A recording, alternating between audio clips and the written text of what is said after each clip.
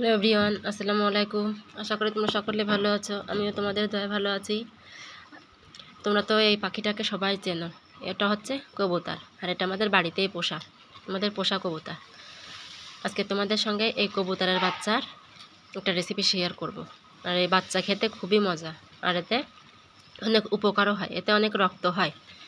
আর তোমরা এই বাচ্চাটা রান্না করা আমার কাছ থেকে আজকে শিখবে খুবই সহজ পদ্ধতিতে, একদম গ্রামের পদ্ধতিতে। গ্রামের পদ্ধতিতে কবুতরের বাচ্চাটা রান্না আমি তোমাদের সঙ্গে শেয়ার করব।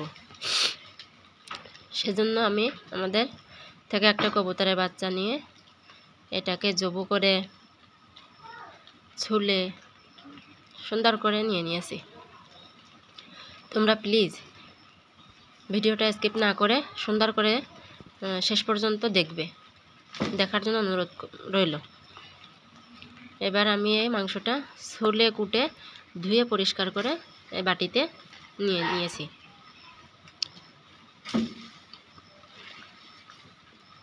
আর নিয়েছি একটা বাটিতে 4-5টা কাঁচামরিচ, অল্প একটু আদা, গোটা ছোটো একটা রসুন, একটা পেঁয়াজ, আর অল্প কিছু জিরে মশলা।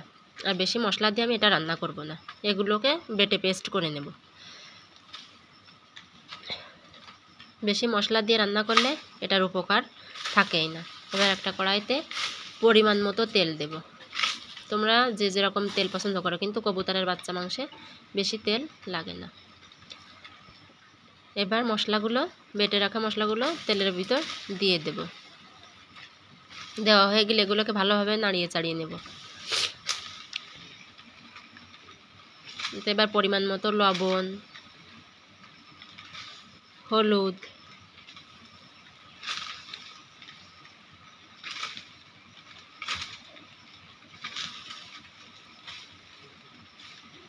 জিরার গুঁড়ো, ধনিয়ার গুঁড়ো, এসবগুলো উপকরণ দিয়ে একসাথে নাড়িয়ে ভালো করে মশলাটাকে কষিয়ে নেব। তারপর ধুয়ে রাখা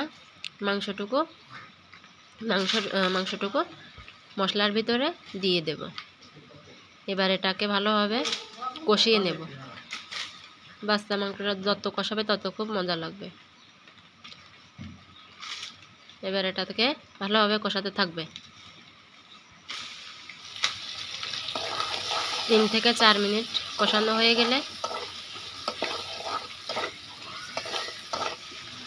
যখন দেখবে এটাতে তেল উঠে গেছে এবং ভাজি কষানো হয়ে গেছে, তখন এতে অল্প পরিমাণ পানি দেব। বেশি পানি দেব না, কারণ এটা বাচ্চা কবুতর, এই জন্য অল্প পানি দেব। দিয়ে এটাকে 5 থেকে 7 মিনিট জাল দেব। তোমরা প্লিজ বাড়িতে একবার রান্না করে এটা খেয়ে আমাকে কমেন্ট করে জানাবে যে কেমন লাগলো। এবার যখন ঝোলটা কমে যাবে তখন এটাকে নামিয়ে নেব। এবার হয়ে গেল কবুতরের বাচ্চার রান্না।